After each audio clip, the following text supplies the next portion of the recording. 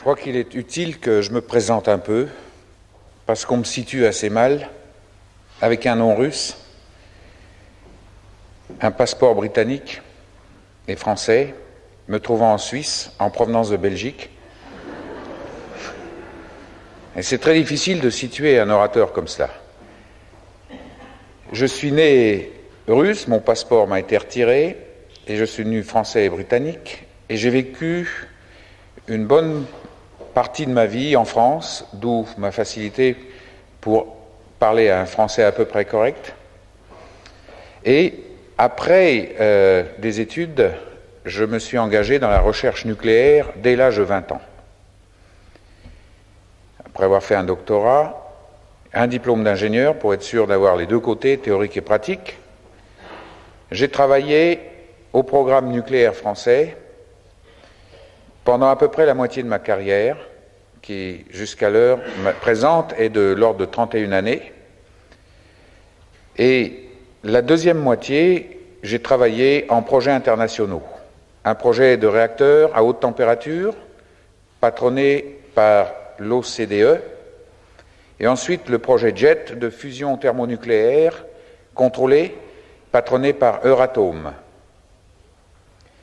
Et en 1983, je suis revenu en France sur un projet, c'est le programme Ariane 5, de fusée dans l'espace, avec un programme d'études scientifiques qui doit durer 6 ou 7 ans. Pourquoi est-ce qu'on a fait appel à ma compétence? Parce que cette fusée, qui doit décoller en 1996, emmènera à bord un réacteur nucléaire qui servira à fournir les besoins d'électricité pour les manipulations et tout le programme scientifique qui aura lieu à bord. J'ai été appelé comme consultant en métallurgie spéciale, définir un alliage qui tienne sur une température maximale de 1300 degrés, dans un milieu très hostile de lithium liquide d'un côté et le vide intersidéral de l'autre, un alliage qui doit tenir sans faillir pendant 7 ans. Alors, vous voyez un peu la gageure, les Français voulaient avoir leur alliage à eux, un alliage bien français. Je pense qu'ils perceront, mais j'étais chargé de lancer le programme de définition de cet alliage et de fabrication.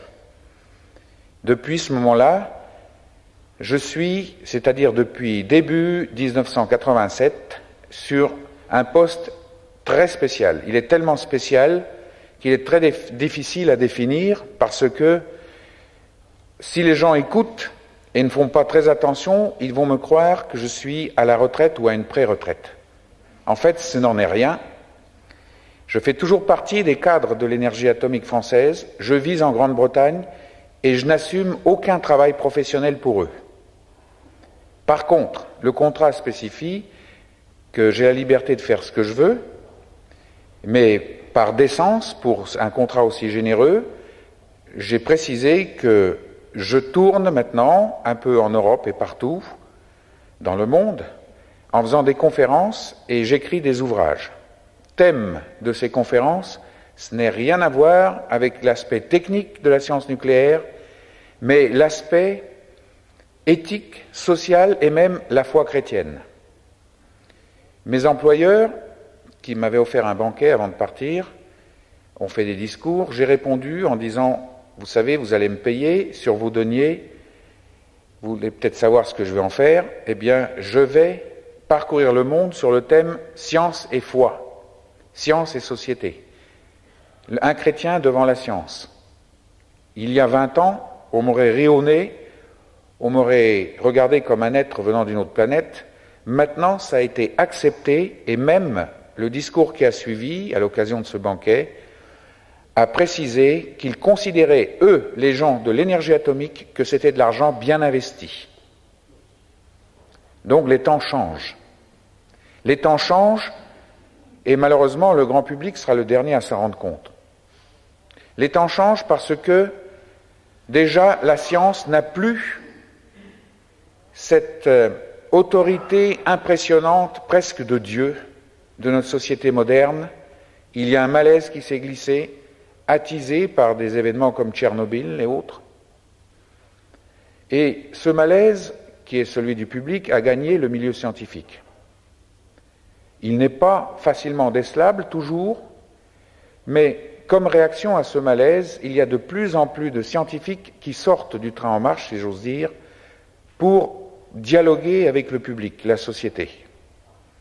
Ils le font sous des aspects souvent assez techniques, mais de plus en plus d'ordre éthique. Est-ce que la science qui a formé, qui a moulé notre société depuis des siècles, n'est-elle pas en train de nous mouler encore davantage dans un moule qui sera peut-être encore plus totalitaire et qui fera que ce mal de vivre de la société sera un peu la cause, plutôt l'effet direct de ce moule. Depuis plus de 3 siècles et demi, nous sommes moulés par le cartésianisme. Regardez à quel point notre société utilise l'outil de la raison, un outil extraordinaire qui a permis une percée dans le monde occidental sur le plan scientifique et technologique sans précédent. Regardez à quel point cet outil a formé notre société, a enfermé l'homme dans cette attitude qui considère, entre autres, que comprendre cérébralement est la précondition pour l'accès à la vérité. Si je ne comprends pas, je ne peux pas accéder. Regardez à quel point nous avons limité notre univers à ce que nous démontrons en clair, ce que nous concevons clairement. Et tout ce qui s'en écarte, tout ce que par exemple les religions proposaient, même Dieu, ne faisant pas partie d'un concept rationnel, est rejeté. C'est un moule qui perce de toutes parts, qui éclate, qui s'écroule. Parce que, en fait, contrairement à ce que le grand public aurait pu prévoir, ce moule a été remis en question dans le creuset même de la science. Ça fait longtemps qu'on en parlait, mais on ne croyait pas tous ces gens qui disaient « Écoutez, messieurs, la raison c'est un bel outil, mais vous avez été un peu loin. On ne va pas définir la vérité à l'aide de la raison, c'est pas vrai. La raison est un outil pour nous organiser dans le monde matériel, mais l'être humain est bien plus. Il faut plus que la raison, il faut aller au-delà. » Mais ces prophètes-là, on ne les croyait pas. Ça fait 22 ans que j'en parlais, car dès que je suis entré dans la recherche scientifique, j'ai tout de suite décelé, car j'étais comme attiré magnétiquement par les limites de la science. Non pas les limites dans le temps, c'est-à-dire, vous savez, la science progresse comme toute chose. Il y a des choses qu'on n'expliquait pas il y a 20 ans, 30 ans, qu'on explique, etc. Je ne parle pas de ces limites. Ma question était, quel est le contenu exact de la connaissance rationnelle, dont la science représente, si vous voulez, la forme en pointe de cette connaissance. Et très tôt, et ça fait 20 ans que j'en parle, j'ai réalisé que notre connaissance, qui utilise comme outil central de notre être la puissance cérébrale, c'est-à-dire notre faculté, c'est un recto verso qui consiste à ressentir le sensoriel par nos sens, par l'extension de nos sens aux instruments, à canaliser ces informations dans notre cerveau et à concevoir des principes qui expliquent l'univers, qui expliquent tel et tel aspect de l'univers. On vérifie ces principes par l'expérience, etc. Et parce que la prédiction suivant laquelle tel principe produira tel effet, lorsqu'elle est vérifiée, nous amène à croire, ça y est, nous détenons la vérité, c'est logique, ça marche. On prend des gens de cultures différentes, de formations différentes, dans la mesure où ils sont logiques, partant d'hypothèses peut-être complètement différentes, ils arrivent au même résultat. Conclusion que nous tirons sans trop de précautions, et c'est là où sera le malheur. Oui, ça, c'est l'outil idéal pour nous faire accéder à la vérité. Et c'est ça qui est en train de lâcher. De lâcher au sein même de la science. Parce que, avec la science moderne, on a une telle puissance. Regardez l'instrument qui est en train d'être construit chez vous, 10 km de diamètre, qui enjambera la frontière. Je pense à l'instrument équivalent est en train d'être construit aux États-Unis, 50 km de diamètre. Ce sont des briseurs de matière, dont les énergies augmente et surtout les vitesses. L'homme donc a la possibilité de travailler avec ces grains de matière qu'on a cru être vraiment la base de tout, les particules, comme on les appelle, élémentaires. Les noms se sont multipliés au cours de l'histoire des sciences. Avec cette base de ce qu'on croit être les briques fondamentales de l'univers, on a maintenant la possibilité de les faire voyager à des vitesses qui approchent vraiment de très près celles de la lumière. En plus, on a des machines tellement puissantes, on peut tellement descendre dans l'intimité de la matière que on a enfin, pense-t-on, on le pensait il y a 30 ans, 40 ans, on arrive au fin fond des choses. Ces briques qui, lorsqu'on les cassait, nous montraient encore d'autres briques et ainsi de suite en descendant le plus bas possible, on pensait toucher le fond. Ici, des physiciens d'à côté, vous pourrez confirmer que il y a certaines briques qu'on appelle les quarks, par exemple, on en cherche 8, on ne les a jamais trouvées. Vous savez comment on procède?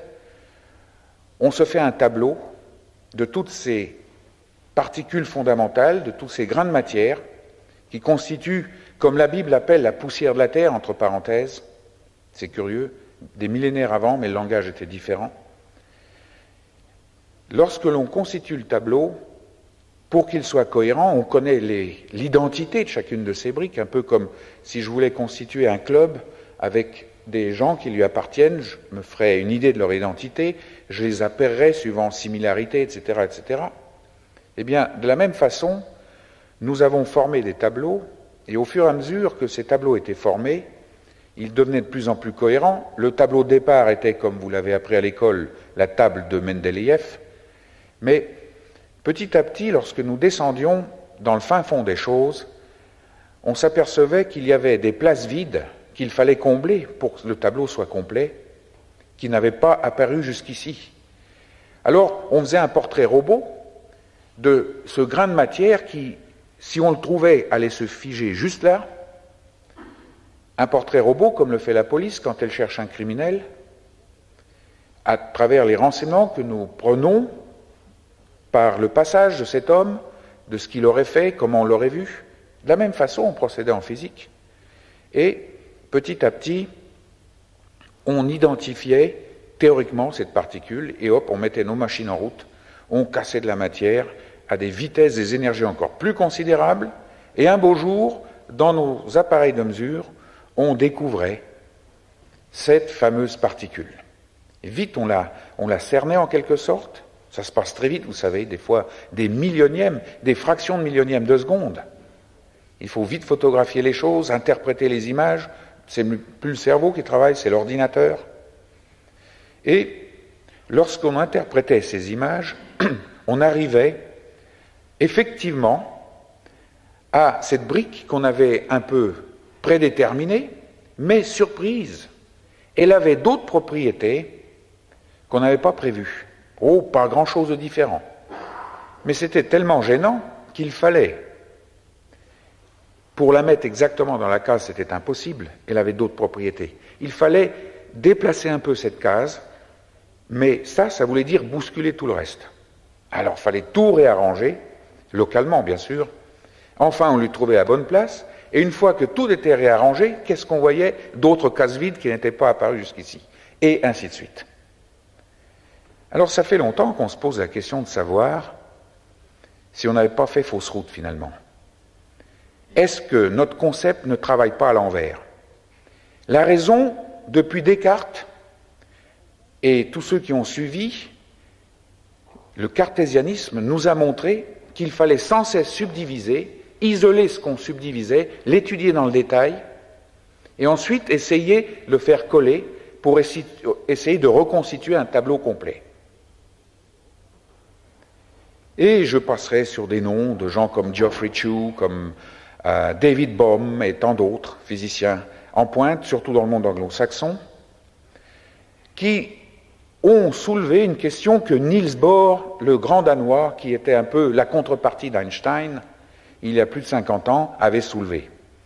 Car le grand Danois, Niels Bohr, avait vu l'univers d'une façon tout à fait différente. Lui ne voyait pas des petites briques. Effectivement, il se passe des choses locales. Mais ces choses locales, il disait, on ne peut pas les isoler. Parce que si elles se voient localement, si elles sont des événements, comme il les appelle, des événements en un point de l'espace et dans le temps, c'est parce qu'elles représentent la somme des interactions de tout l'univers sur ce local. C'est-à-dire, si je veux connaître ce qui se passe localement, fini d'isoler. Il faut que je connaisse tout l'univers et que je réalise comment elle interagit sur le local pour définir ce qui se passe localement. Bon, ça paraît académique, je vais quitter ce terrain, mais petit à petit, l'idée se faisait. Car Niels Bohr, et bien sûr, non seulement c'était une idée, mais il a sorti une théorie, la fameuse mécanique quantique, et puis c'était sans cesse une joute entre Einstein qui disait « si on ne voit pas clair, si on n'arrive pas à trouver ces briques fondamentales, ce n'est qu'une question de temps, notre outil doit être encore davantage raffiné. » Niels Bohr disait « non, ce n'est pas une question d'outil, c'est parce que notre façon de procéder n'est pas la bonne. L'univers n'est pas un ensemble de briques. Il faut connaître tout l'univers pour savoir ce qui se passe localement. » Alors ils ont imaginé une expérience qu'on appelle EPR. J'en parle parce que je vais essayer de la vulgariser au maximum. S'il y a des physiciens dans la salle, je m'excuse auprès d'eux, mais c'est absolument essentiel, car c'était le test de deux grandes écoles qui s'affrontaient, et l'expérience EPR, qui d'ailleurs c'est les initiales de trois scientifiques, Einstein, Podolsky et Rosen, avait imaginé l'expérience suivante. On prend un faisceau de particules, c'est comme un rayon lumineux. Les particules, ce sont les photons dans la lumière. Là, au début, ils avaient pris des électrons. Des électrons, un faisceau d'électrons, et d'après ce qu'on connaissait jusqu'à là, dans ce faisceau qui est très fin, les électrons sont comme des voyageurs dans un train, dans un autobus, ils sont l'un contre l'autre, ils se connaissent dans le sens que, parce que vous êtes écrasé contre quelqu'un dans un virage par exemple, ou que vous le voyez, vous vous connaissez très partiellement, ils se connaissaient en quelque sorte, ils interagissaient mutuellement. Par exemple, dans un bus, si vous déplacez parce que votre bras commence à s'engourdir, vous faites un mouvement, ça déplace les gens autour de vous et ainsi de suite. Et alors ce faisceau, on le partageait en deux et on le faisait voyager dans des directions diamétralement opposées. Et on s'amusait à perturber une moitié d'un faisceau et on regardait ce qui se passait sur l'autre moitié. Einstein disait, parce que les faisceaux sont séparés, il n'y a plus de voisinage.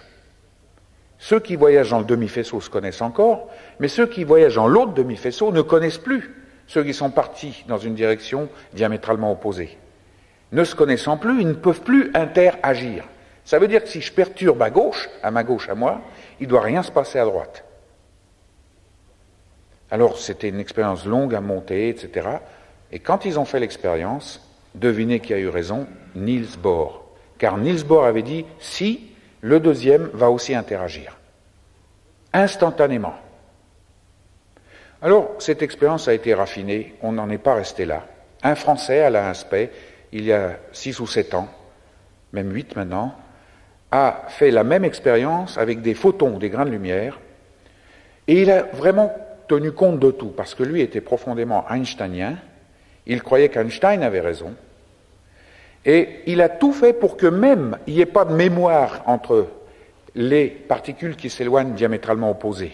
Une mémoire qui aurait fait, je vulgarise, parce que ce serait trop long de vous expliquer, qui aurait fait que deux particules voyageant dans ce train, ensemble, se disent, bon, on va être séparés tout à l'heure, eh bien, toi quand tu bougeras, moi je bougerai aussi.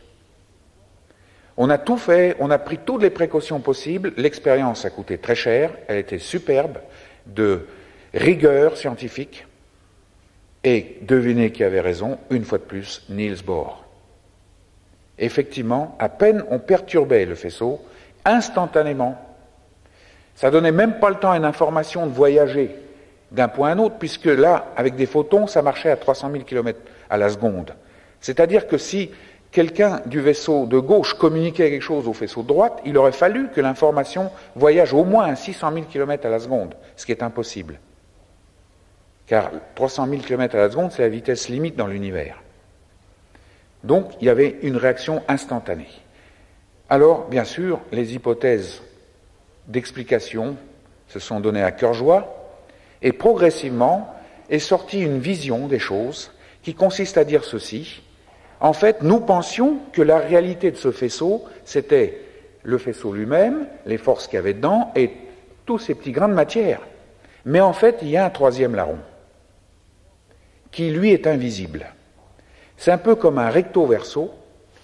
Les faisceaux, les expériences que nous faisons, ça c'est le recto, mais il y aurait comme un, je vous donne le nom comme ils le disent, un tout enveloppé.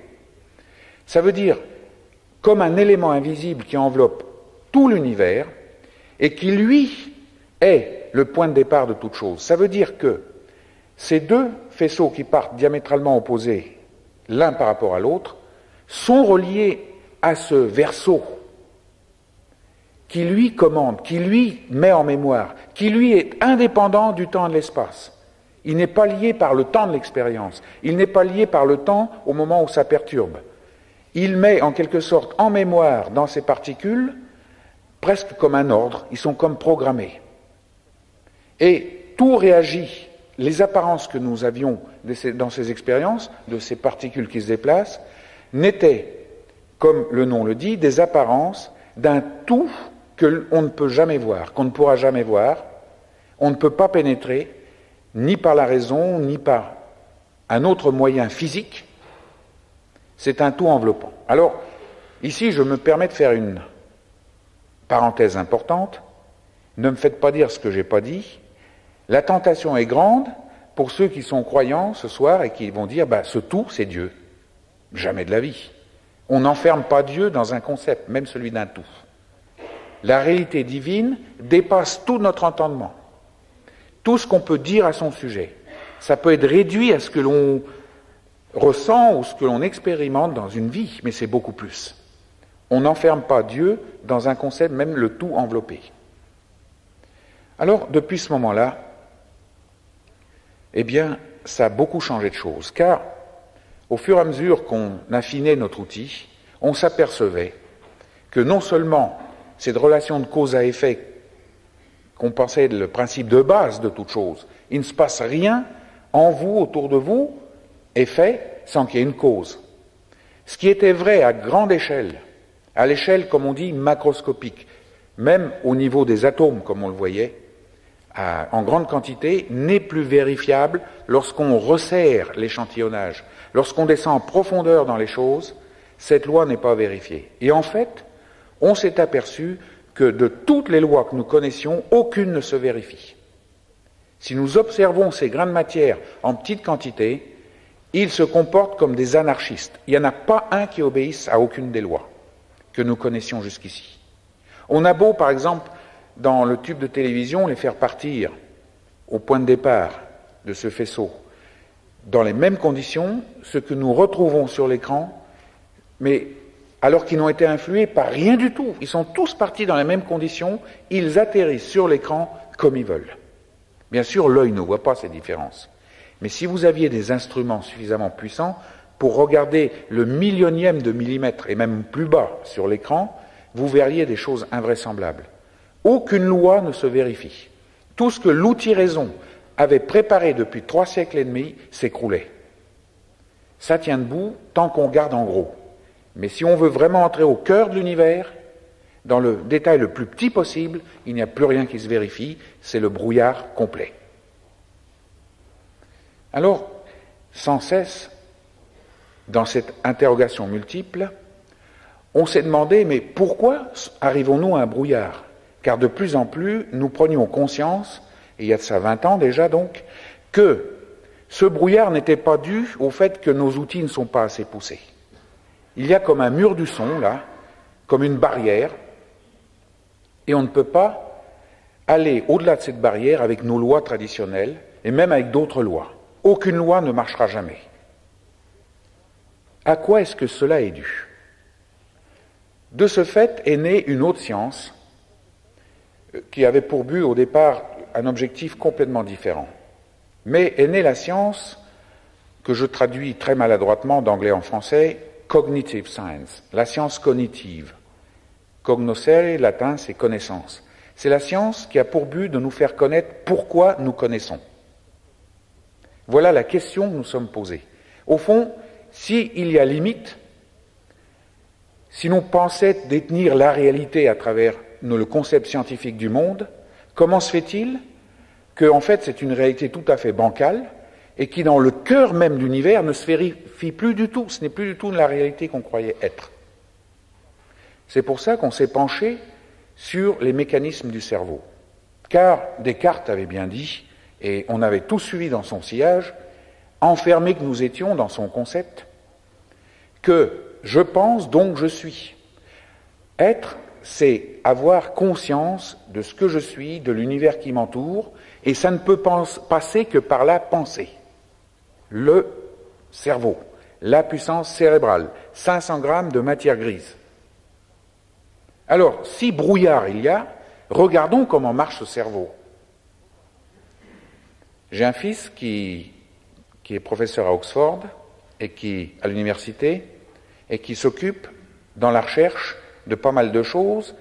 Il dirige un petit département, et entre autres, son fer de lance de la recherche, c'est précisément cette science cognitive.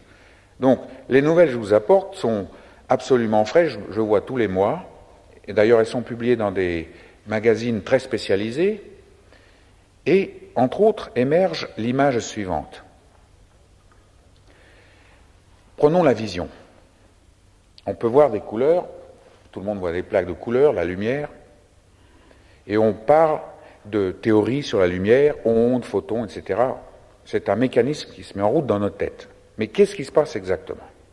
Eh bien, une certaine perturbation, pour rester dans le flou précisément, arrive jusqu'à notre œil. Nous l'avons appelé lumière. Nous verrons tout à l'heure que nos mots, aussi scientifiques soient-elles, ne font pas décrire la réalité, mais simplement nos sensations cérébrales. Voilà comment nous sommes arrivés à cette conclusion. Ce que j'ai appelé lumière, parce que c'est ainsi que je le ressens, arrive dans mon œil, traverse ce globe, et touche, dans le fond, une ficelle qu'on appelle le nerf optique, lequel est immédiatement alerté, vibre, et transmet sa vibration à l'arrière de la tête, dans une zone qui est, pour, disons, donner une image, c'est comme s'il y avait des voyants qui, l'énergie arrive dessus, s'allument. Donc il crée une sensation. C'est exact, lorsque la perturbation arrive à l'arrière de la tête, il se crée une excitation locale que l'on ressent. On la ressent, et c'est cela la vision. On voit parce que le cerveau ressent quelque chose. Il y a, si vous voulez, toute une excitation d'ordre électronique, ici derrière la tête, qui nous fait ressentir le fait que l'on voit. Voir, c'est sentir par le cerveau. Si cette zone était coupée, si je coupe le nerf optique à son arrivée dans le cerveau, j'aurais beau avoir un œil qui marche, je serais dans l'obscurité totale. Je ne verrais pas. Voir, c'est une sensation. Mais ça ne s'arrête pas là. À partir de ce moment-là, comme s'excite cet arrière de ma tête, d'un seul coup, il envoie des courants ioniques par l'intermédiaire de substances chimiques dans tout le cerveau. Le cerveau en entier est une immense gare de triage. Une gare de triage vraiment impressionnante. D'abord, au point de vue croisement, il y en a des milliards. On les appelle les neurones.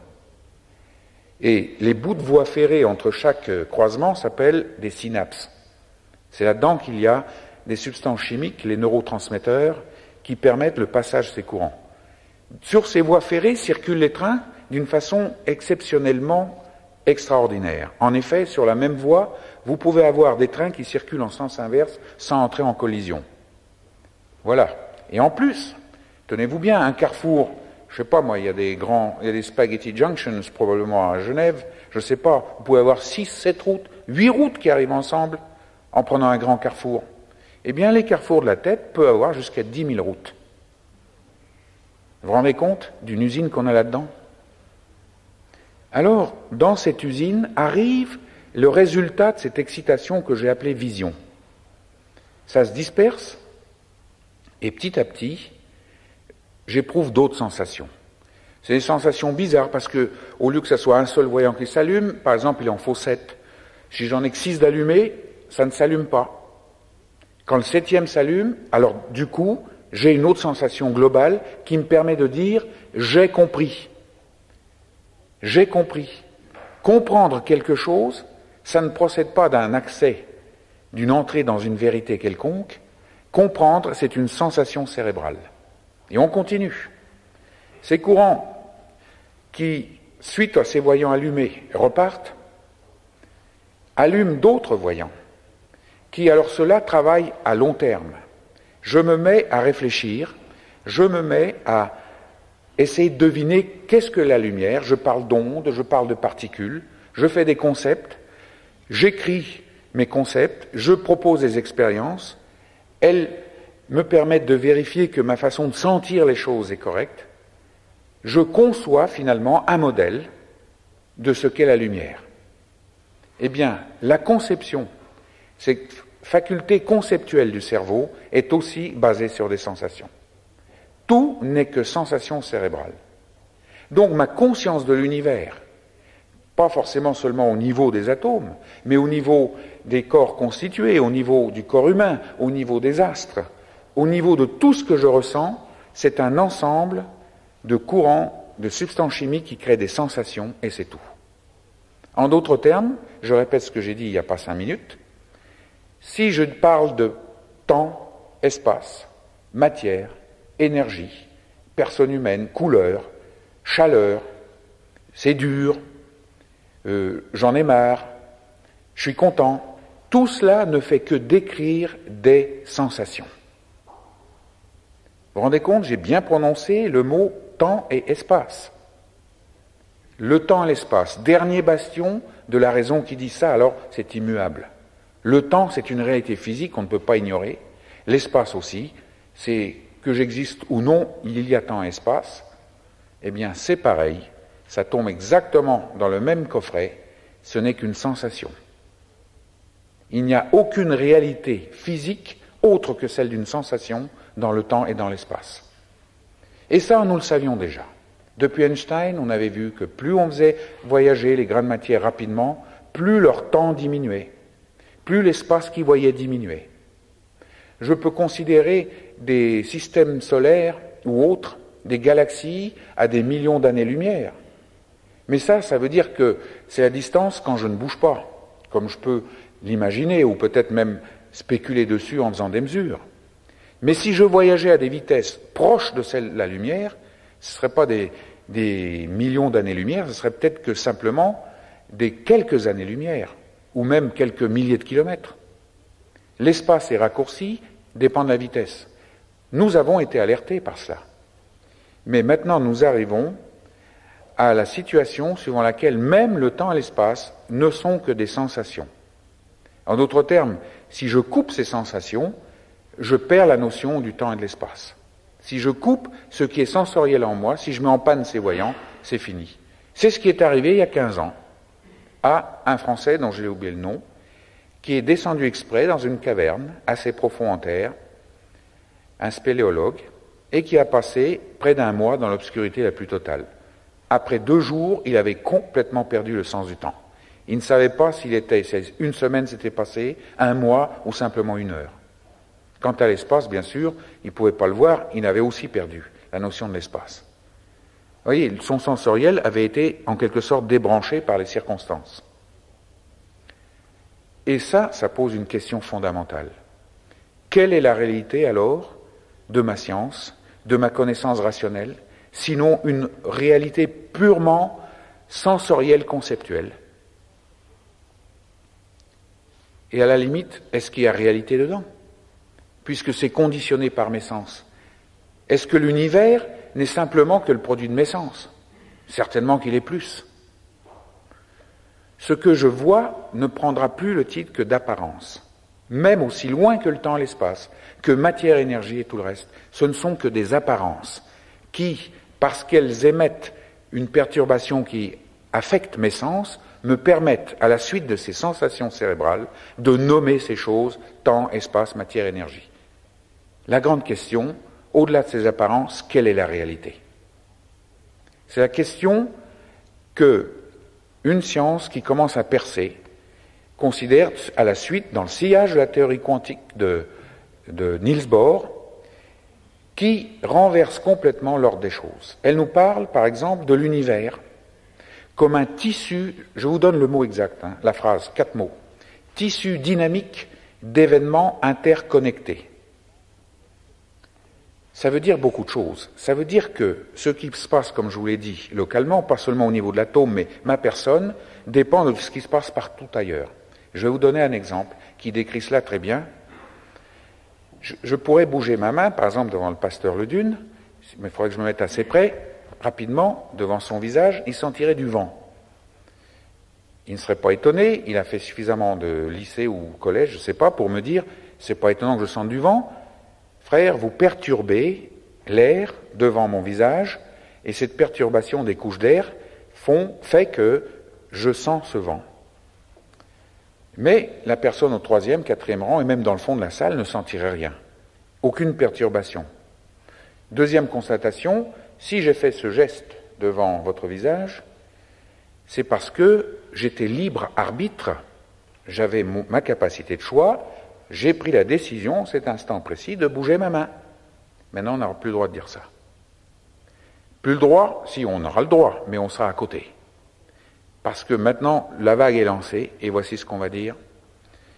Quand je bouge ma main, c'est vrai que je perturbe l'air, ça c'est à première vue, mais je perturbe tout l'univers à des millions, même des milliards d'années-lumière si je voulais. Tout l'univers est perturbé par le mouvement de ma main. Et inversement, tout ce qui bouge dans l'univers me perturbe. Que ce soit décelable ou mesurable, c'est tout à fait un autre problème. Mais tout l'univers est perturbé. Deuxièmement, encore plus troublant, je pensais être libre quand j'ai bougé ma main. En fait, si j'ai bougé ma main, c'est parce qu'en cet instant précis, tout l'univers a influé sur moi, sur mes mécanismes cérébraux de volonté et d'actes moteurs, et j'ai bougé la main parce que j'étais sous l'influence de l'univers dans sa totalité, autant que l'univers a fait cela sur moi. Et c'est pas de l'ésotérisme, c'est pas un culte oriental qui vous parle. C'est une expérience tout à fait ordinaire qui traduit la direction dans laquelle va la science moderne, de pointe, la physique du XXIe siècle. Bien sûr qu'il n'y a pas de mouvement d'ensemble. C'est une pointe, comme j'ai dit. Il y a des grincements de dents, il y a des raidissements, il y a même dans le milieu scientifique des gens qui restent profondément einsteiniens, qui disent non, tout ça c'est pas vrai, c'est une vue de l'esprit, il faut raffiner notre outil, mais déjà la page a tourné. Le mouvement est lancé, il va très loin. Il va tellement loin qu'on se rend compte qu'au plus profond de l'intimité de la matière, quand le scientifique mesure, vous savez, le scientifique, on l'a formé à être objectif, à être indépendant de son expérience, à ne pas influer sur l'expérience. Il doit être totalement détaché pour faire la conclusion la plus rationnelle, la plus rigoureuse possible. Mais c'est faux maintenant. C'est vrai à grande échelle, à première vue, macroscopiquement. Mais dans l'infiniment petit, c'est l'inverse. On s'en est aperçu au niveau de la lumière. On cherchait à voir une onde en se disant, peut-être que la lumière, on dit que c'est une onde et une particule. Eh bien, ça se trouve, ce n'est qu'une onde. À un niveau très fin, on cherchait une onde, on trouvait une onde. D'un seul coup, on changeait d'idée, on dit, mais non, ça peut être qu'une particule. On cherchait une particule, on trouvait une particule. L'homme influe au moment où il pense sur l'expérience. On savait déjà au niveau de la mesure. On savait que, vous savez, quand vous regardez une voiture de course sur une piste, le fait que vous la voyez provient du fait que la lumière venant du soleil se réfléchit sur la voiture et arrive à votre œil. À la limite, si c'est la nuit, il n'y a plus de soleil, vous prenez un phare et vous regardez. À personne ne viendrait l'idée de dire que mon phare va pousser la voiture, va la déranger. Sauf si, évidemment, le chauffeur reçoit la lumière en plein visage, il peut être perturbé. Mais je ne sais pas de ça dont je parle. La voiture ne sera pas poussée hors de sa trajectoire. C'est vrai pour une voiture, c'est vrai pour même des particules en grande quantité, mais quand on travaille à très faible quantité, eh bien, le fait de mesurer qui nécessite, par exemple, pour voir un mouvement d'un grain de matière faut envoyer de la lumière, cette lumière va déplacer le grain de matière sur sa trajectoire. Ce qui fait que si je voulais avoir une information sur sa trajectoire, je ne l'aurais plus parce que je l'ai bougé. Donc la meilleure façon de ne pas perturber la particule, c'est de ne pas la mesurer. Ce qui fait dire à certains, la meilleure façon de mesurer, c'est de ne pas mesurer du tout. Vous voyez dans quel brouillard nous entrons? Eh bien, ça on le savait donc déjà, que l'on perturbait par les moyens que nous utilisions, on ne pouvait pas faire autrement, mais maintenant, même notre conscience des choses perturbe ce que nous faisons. Ce qui fait que dans la physique qui avance, vous allez voir, surtout la génération qui monte, qu'on fera entrer maintenant dans la discipline de formation d'un scientifique l'influence de son conscient sur les mesures qu'il fait. Si je pense différemment d'un autre, au moment où je fais une mesure, je trouverai des résultats différents. Vous vous rendez compte quelle complexité? Prenez l'œil, par exemple. Jusqu'ici, la raison poussée à son extrême nous faisait dire que l'œil voyait, eh bien parce que les propriétés étaient telles, on a étudié, on a regardé toutes les propriétés de l'œil optique, sur le plan nerf, etc. Et on a dit, voilà, l'œil voit parce qu'il y a telle propriété, et celle-ci et celle-ci. On a fait toute une liste. Maintenant, on le dira à l'envers. On dira, l'œil était fait pour voir, d'où les propriétés qui en ressortent. Ça change tout. Ça parle d'une intention directrice. Et quand on parle de tissu dynamique d'univers, on dit il y a un mouvement en avant de cet univers, il y a, au-delà des apparences de la matière, ce n'est pas seulement quelque chose de statique, ce n'est pas seulement des mouvements des astres, il y a dans le temps, qui est une sensation, aussi un mouvement en avant. Les choses vont vers une apothéose. Qu'est-ce que c'est? On n'en sait rien. Il y a un courant sous-jacent et qu'on ne peut pas discerner au niveau de utiliser notre puissance cérébrale. Il faudra trouver un autre moyen. On parle pour cela de conscience. Il faudra avoir conscience des choses. N'est-ce pas déjà dire, et le seuil est vite franchi pour l'autre mot, de parler d'esprit, de spirituel. Certains ont parlé de psychomatière, parce qu'ils se sont aperçus, aussi dans l'infiniment petit, que la matière n'était pas soumise au hasard, à la nécessité, comme on nous avait rebâché les oreilles depuis un certain prix Nobel. Ça, c'est terminé, c'est périmé, la page est arrachée, sauf pour quelques vieux nostalgiques. La matière, c'est, entre guillemets, ce qu'on croyait être les briques de l'univers, qui n'est maintenant qu'un événement local, est relié donc à tout l'univers, et localement, il représente une certaine conscience de ce tout. Si les particules bougent, ce que nous appelons particules, c'est parce qu'elles sont conscientes d'un tout. Et pas seulement d'un tout, mais d'un mouvement en avant. Ça change drôlement la physique, je vous garantis. Je ne l'annonçais pas comme ça il y a 20 ans, je ne tire aucune, si vous voulez, aucune fleur de mon côté, je l'avais pressenti, j'en parlais, j'étais pris pour un loufoque, mais en fait, ça partait d'une lecture, d'une relecture de la Bible. J'avais été aussi élevé dans une église, mes parents étaient d'origine soviétique, comme je vous l'ai dit, ils avaient tout abandonné, ils ont découvert la foi chrétienne à l'ouest, et j'ai été élevé là-dedans, mais vous savez, ça m'impressionnait guère, d'autant plus que je me posais beaucoup de questions au niveau des études que je faisais en faculté des sciences. Et c'est cette conscience du fait que cet univers, que certaines façons arrogantes d'exprimer le pouvoir de la raison que je rencontrais particulièrement à l'Université de Paris m'interpellaient, ces façons arrogantes me faisaient presque accepter de force le fait que tout ne pouvait s'expliquer que par la raison. Et je sentais qu'il y avait quelque chose de faux là-dedans. J'avais réalisé aussi que, finalement, tout n'était fait que d'apparence. C'est un monde visible, le mien, les personnages que je vois, mais déjà, j'étais arrivé, en relisant la Bible, à la certitude que, par exemple, lorsque je vois une personne, ou qu'une personne me regarde, nous ne regardons pas notre totalité. Nous ne regardons que ce qui est visible et qui change et qui disparaît. pas forcément disparaît du lieu où je suis, mais de la vie physique un jour.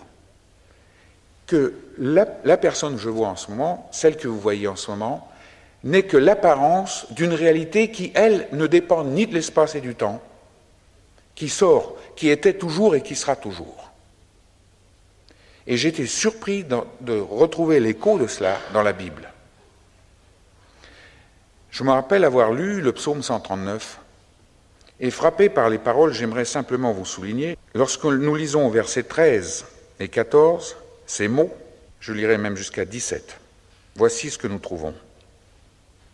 C'est le psalmiste qui, en quelque sorte, dialogue avec son Créateur, avec l'Éternel, et lui dit « C'est toi qui as formé mes reins, qui m'as tissé dans le sein de ma mère. Jusqu'ici, rien de nouveau. Je te loue parce que je suis une créature aussi merveilleuse. Tes œuvres sont admirables et mon âme le reconnaît bien. Mon corps n'était point caché devant toi lorsque j'ai été tissé dans un lieu secret, tissé dans les profondeurs de la terre. » Il n'est pas question du sein maternel. J'ai été fait dans un lieu secret, tissé dans les profondeurs de la terre. Quand je n'étais qu'une masse informe, sans aucune forme, tes yeux me voyaient. Et sur ton livre étaient tous inscrits les jours qui m'étaient destinés avant qu'aucun d'eux existât, avant que je sois né. Que tes pensées, ô Dieu, me semblent impénétrables, que le nombre en est grand. Si je les compte, elles sont plus nombreuses que les grains de sable. Je m'éveille et je suis encore avec toi. Tissé dans les profondeurs de la terre. J'aime beaucoup ce mot tissé car c'est l'écho exact de ce tissu dynamique des événements interconnectés. En fait, la génétique parle très semblablement, très parallèlement avec ce texte. La génétique nous a montré que ce que je suis maintenant, ce que vous êtes, mais dans les millions de définitions possibles, depuis votre taille, la couleur de vos yeux, la taille que vous aurez à 20 ans, 25 ans, etc., la façon dont fonctionneront vos organes, toutes vos mensurations, tout cela était enfermé dans un programme qu'on appelle le code génétique, qui était en partie dans votre père, en partie dans votre mère. Lorsque la fécondation s'est réalisée, ce programme est devenu une entité qui allait définir votre identité. Et commence ainsi le développement. Et ensuite, il y a naissance. Mais ces parents qui avaient ces gènes, ce code génétique, ces parents l'avaient reçu de leurs parents. Et ainsi de suite. On remonte d'une façon convergente jusqu'à l'origine de l'univers. Le premier être humain, la première génération humaine, enfermait en elle tout le programme de toutes les générations à venir. Tous les êtres humains étaient comme contenus, rien ne s'est ajouté, tout n'a fait que se transformer, ça c'est Lavoisier qui l'avait dit déjà, rien ne s'est ajouté, rien ne s'est retranché, il n'y a eu que transformation. C'est-à-dire que dans le tout premier être humain, à l'origine de l'espèce humaine, nous existions tous déjà, aussi bien nos parents que nos enfants. Seulement, nous n'avions pas, bien sûr, la forme que nous avons maintenant. Nous étions informes. Et petit à petit, dans le cheminement de l'histoire, un jour, il y a eu deux contenus génétiques qui se sont surajoutés, combinés, et je suis venu en existence au niveau de la fécondation. J'ai été défini. D'ailleurs, au point de vue éthique de la vie, vous voyez que la vie démarre non pas à la naissance, mais au moment de la fécondation. Ça pose beaucoup de questions sur l'avortement. Beaucoup de questions. Mais j'étais en quelque sorte, je suis défini dans l'entité que j'aurai sur Terre à partir de ce moment-là. Mais j'existais déjà dans le premier homme. Et le premier homme, il a été parachuté? Jamais on nous parle de ça. Sa matière à lui venait aussi d'une longue prolongation d'un règne de pierre, végétal, animal, le corps je parle. Il y avait beaucoup plus, bien sûr, quand l'homme apparaît que le corps. Nous y reviendrons tout à l'heure. Mais lorsque l'homme apparaît, il est déjà le produit d'une matière, entre autres, il est beaucoup plus, mais sa matière n'est pas venue des extraterrestres ou d'ailleurs, elle faisait partie du contenu terrestre. Ça veut dire que même quand il y a eu le Big Bang, quand la matière s'est formée, eh bien, tout ce qui allait constituer la matière de l'univers, y compris la Terre, y compris l'homme, était déjà, c'est simplement transformé, agglutiné, formé des structures de plus en plus complexes, mais tous les composants étaient là au départ. Tous les composants étaient au départ dès le début de l'histoire de l'univers. Ça veut dire que vous, moi, nous étions au début de l'univers. Pas du tout dans notre forme, je le répète, pas du tout avec notre conscience des choses, nous n'avions aucune conscience à l'époque, toutefois nous le pensons, mais maintenant la science moderne vous dit que même ces briques qui ont formé le départ de l'univers avaient conscience de quelque chose. Donc même quand j'y étais, j'étais entre guillemets conscient de quelque chose. Ça va très loin. Et on peut remonter même avant. Avant, on ne peut pas parler sur le plan langage parce qu'on est obligé de mettre une échelle de temps. Nous sommes bloqués par nos sensations, espace-temps. On ne peut pas parler d'avant. Et la Bible nous parle, Dieu, on utilise un mot, mais c'est bien plus, qui nous dit que nous existions même avant que l'univers n'apparût. Nous existions dans ses pensées.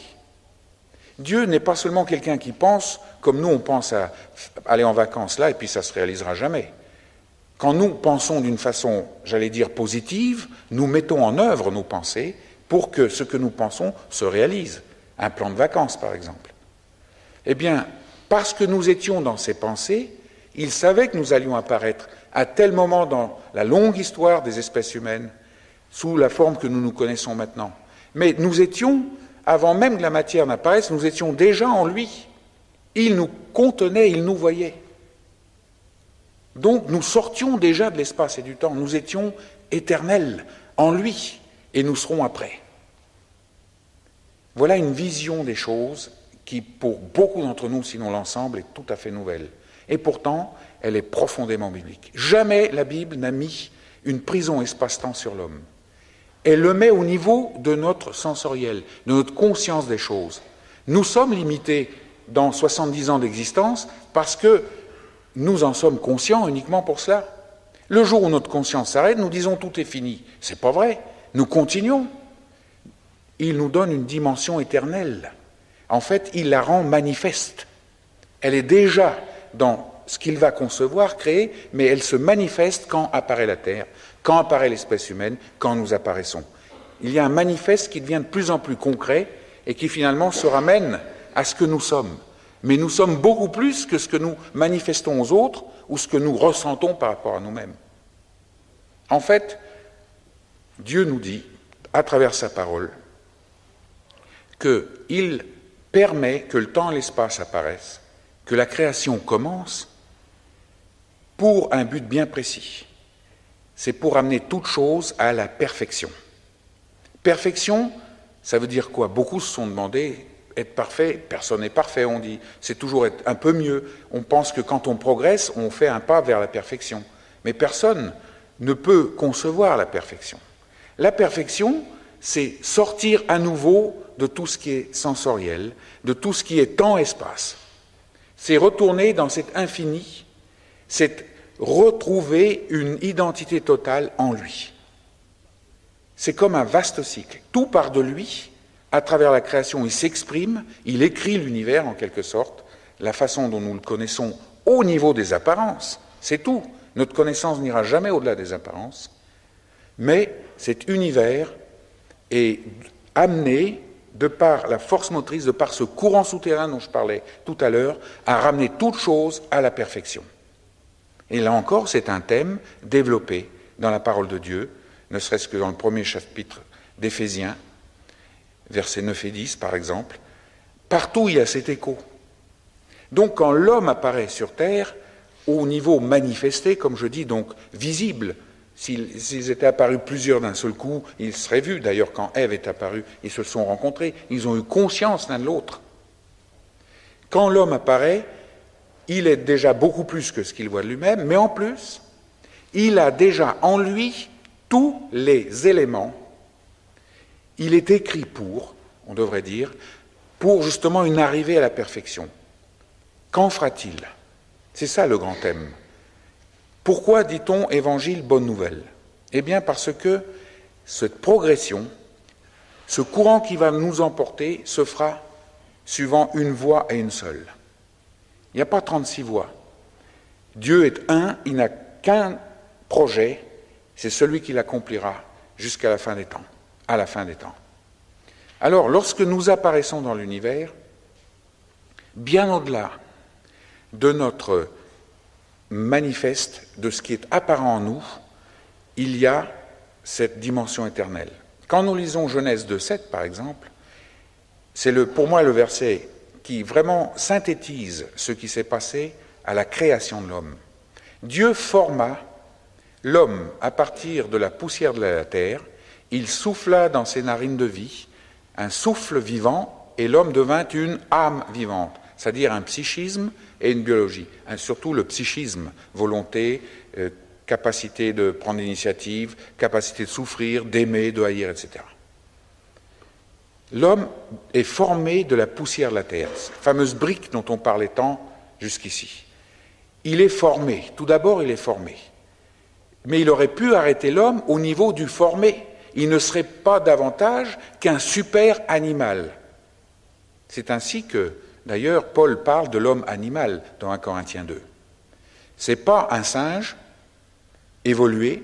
D'ailleurs, il y a eu une communication, même deux, à Atlanta, en Géorgie, en octobre dernier, qui ont montré que notre vision un peu trompeuse, que l'homme descend du singe, avait pris un coup de grâce pour de bon. Ça ne sera jamais possible. Ça n'a jamais été possible, ça ne s'est jamais fait comme ça. On a regardé ça au niveau des chromosomes et on s'est aperçu qu'il y aura un écart entre, ils ont regardé le gorille et le chimpanzé, il y a un écart entre le chimpanzé et l'homme et entre le gorille et l'homme tel que c'est impossible à sauter. Il y aura toujours une différence fondamentale. Il y a une discontinuité. Il n'y a pas de continuité entre le singe et l'homme. Il y a un écart infranchissable. Alors,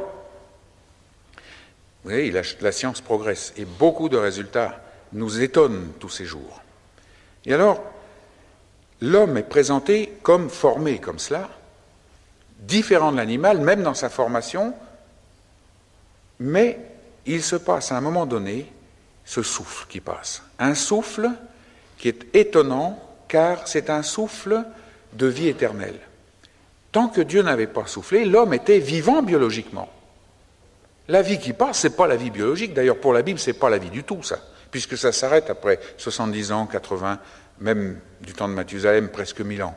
Que ce soit 10, 100 ou 1000 ans, ce n'est pas la vie pour la Bible, parce que ça s'arrête. La vie ne peut être qu'éternelle, la vraie. Donc, il était que vivant biologiquement, et quand il souffle, puisque Dieu est éternel, qu'il est infini, qu'il est tout-puissant en même temps, il confère à l'homme une dimension éternelle, à cette âme. L'âme humaine est éternelle. Ça veut dire que lorsque le corps la libère, cette âme retourne soit dans une union totale avec Dieu, au moment où le corps la rejoindra, soit dans une séparation totale avec Dieu. Ce recto verso apparaît, lumière, obscurité, nous apparaît depuis le début.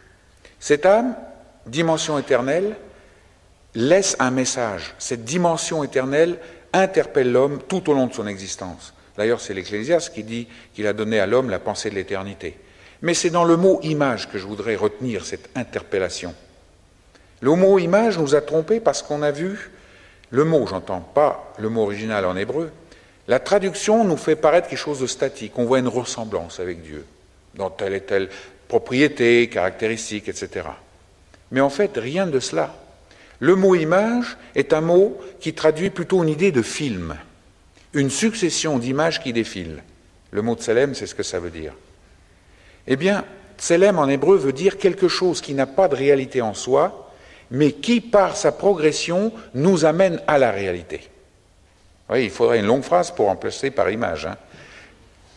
Et on ne l'a pas fait parce que les besoins de la traduction veulent un mot pour un mot.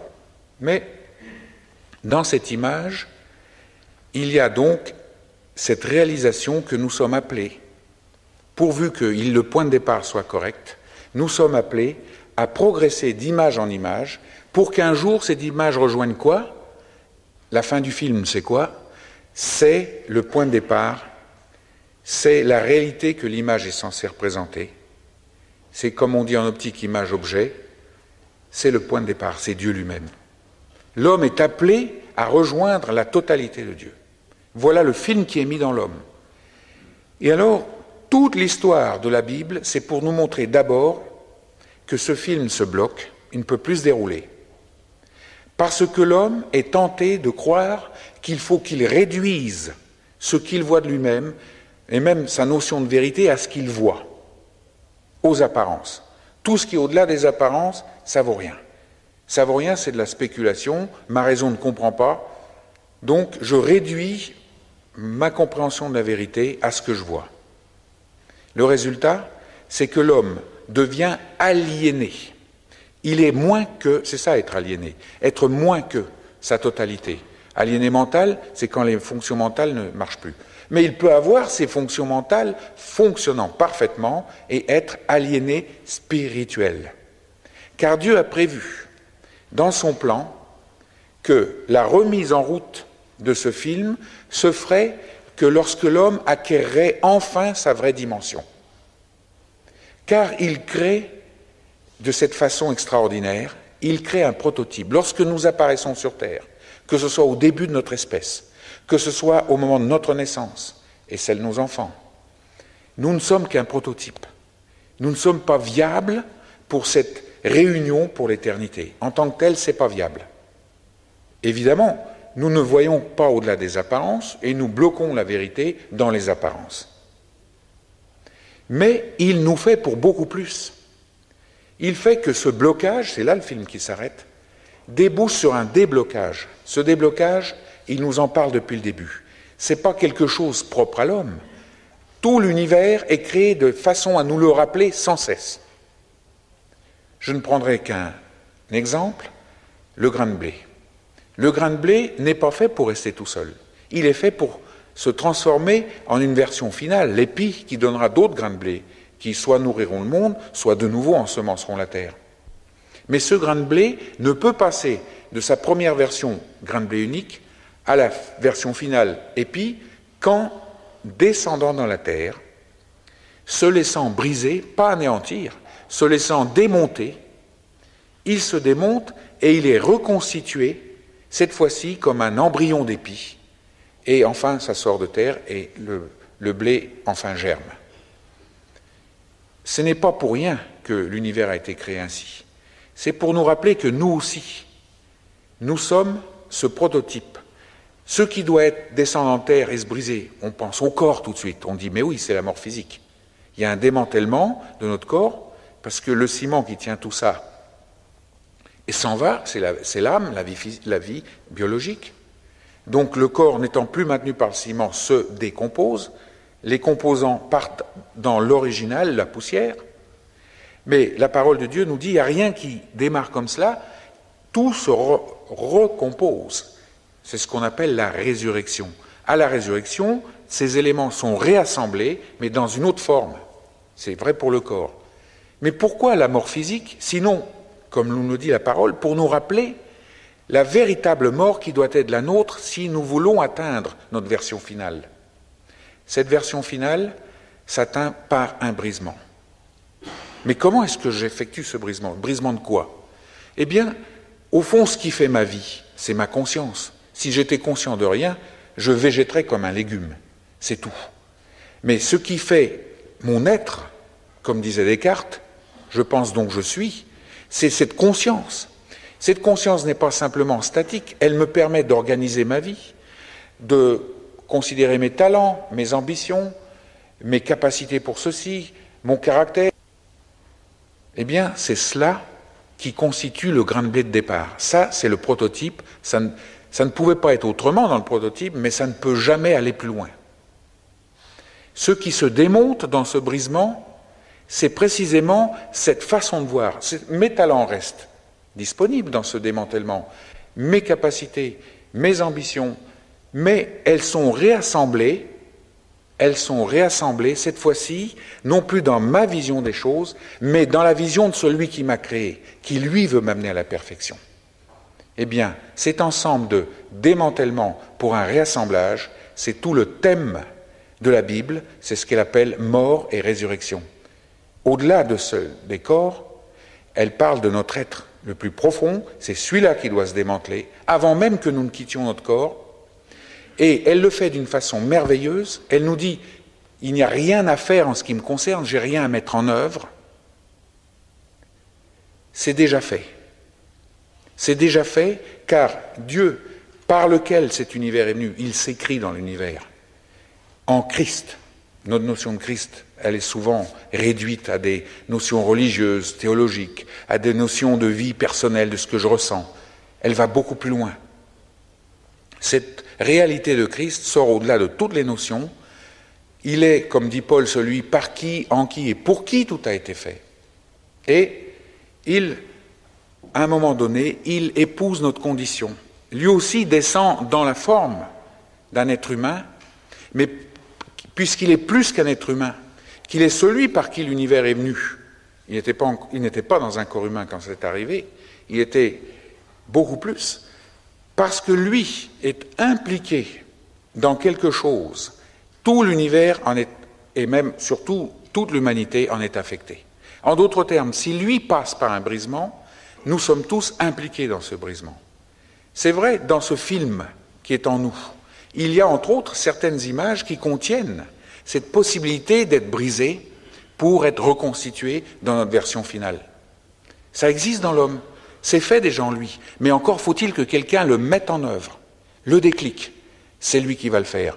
Puisque nous sommes venus de lui, c'est lui aussi qui va faire le déclic que nous, enfin, puissions déboucher dans cette version finale qui est la nôtre. C'est ce que la Bible appelle l'esprit vivifiant, l'homme Christ.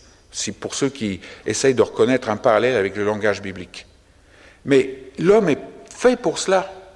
Et parce que Christ, descendant au niveau de notre condition, se laisse briser, descend aux enfers et en quelque sorte terrasse la puissance qui faisait qu'on voyait tout de travers et qui nous entraînait à une séparation éternelle à la fin de notre vie physique, séparation éternelle d'avec Dieu, lui terrasse cette puissance, la réduit, la neutralise.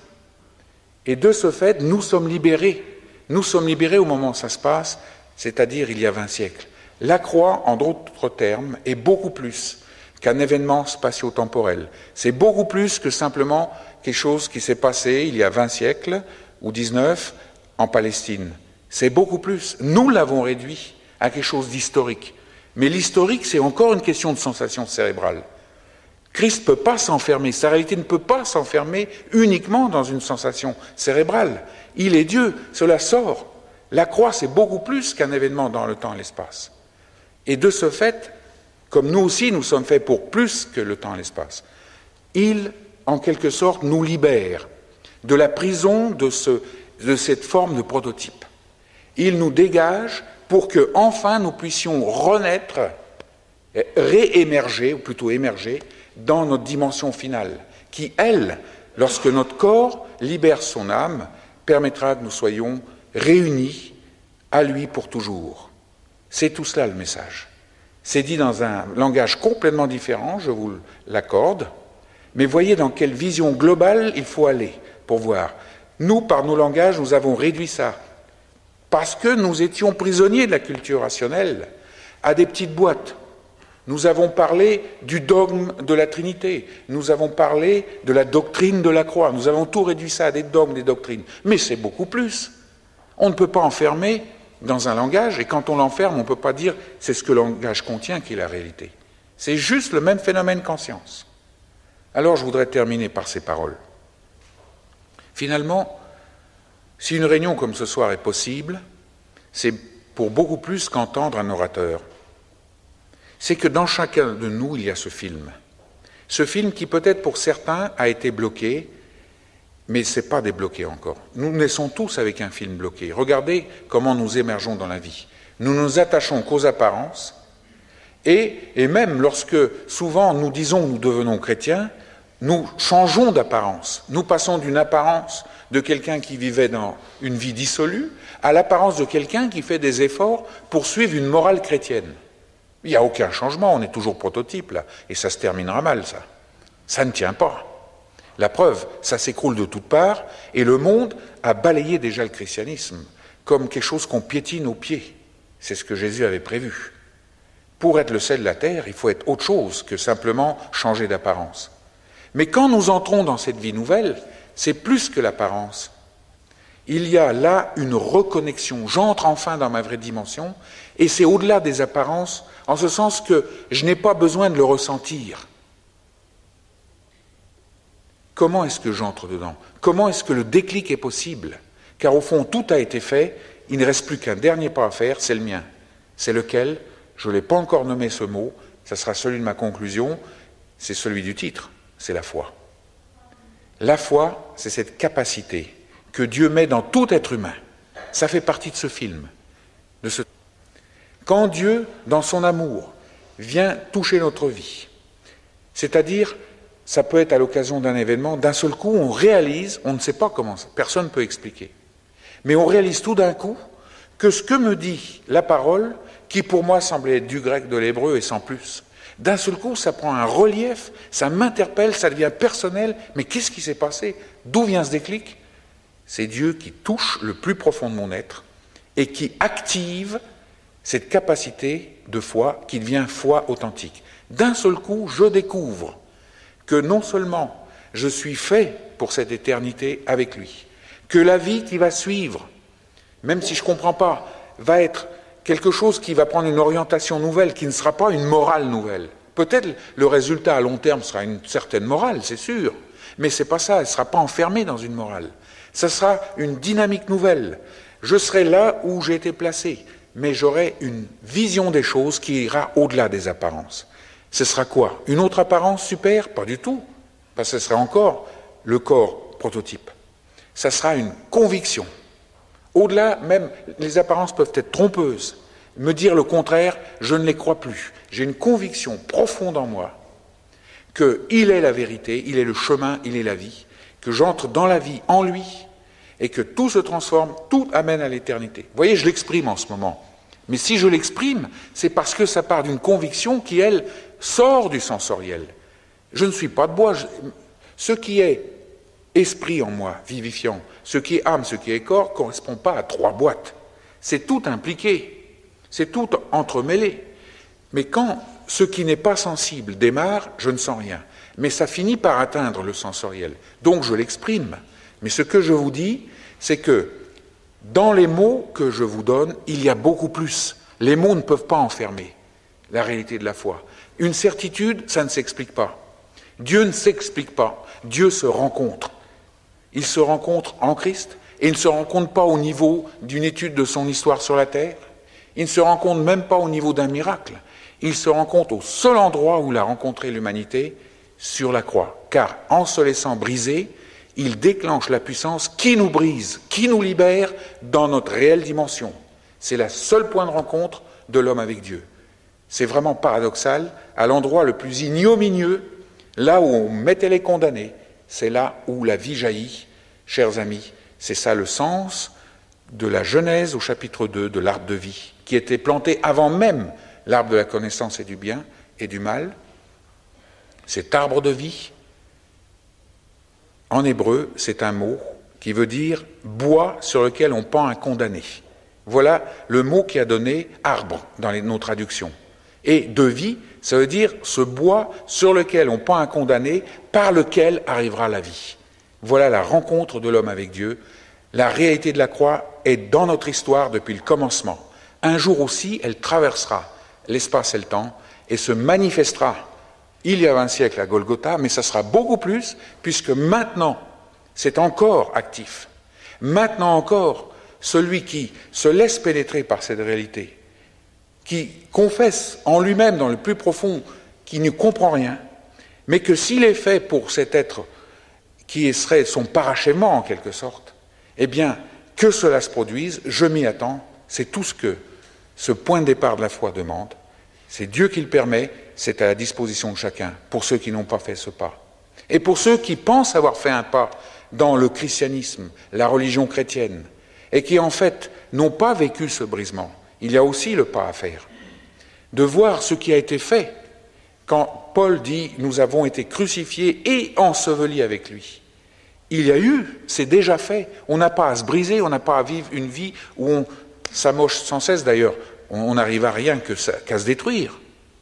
C'est déjà fait, ce démantèlement. Il suffit d'y entrer, c'est-à-dire de voir à quel point nos priorités ne sont pas dans l'ordre. Et ça, par moi-même, je ne peux pas le voir, il n'y a que lui qui peut le montrer.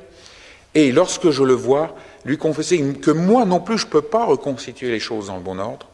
Il n'y a que lui qui peut le faire, non pas autour d'une morale ou d'un autre principe, mais autour de la réalité transcendante de Christ. Voilà ce à quoi nous sommes tous appelés. Que nous soyons d'un bord ou de l'autre par rapport à cette frontière qu'on appelle la conversion, nous sommes tous appelés à cela. Est-ce que cette réalité de la croix sera la nôtre ce soir? Est-ce que nous voulons entrer dans cette dimension de parachèvement, dans ce parachèvement qui est, au fond, le dessein, le propos divin pour chacun de nous? Se tenir à côté, c'est être un peu presque comme un accident de l'histoire. C'est être à côté de la plaque. C'est ce que d'ailleurs le mot péché veut dire, à côté de la plaque. Mais entrer dedans, et nous sommes faits pour y entrer, tous les éléments sont là, tout ce qu'il y avait à faire a été fait, il reste ce pas final qui est le nôtre, nous attendre à ce qu'il vienne nous interpeller et que cela se fasse.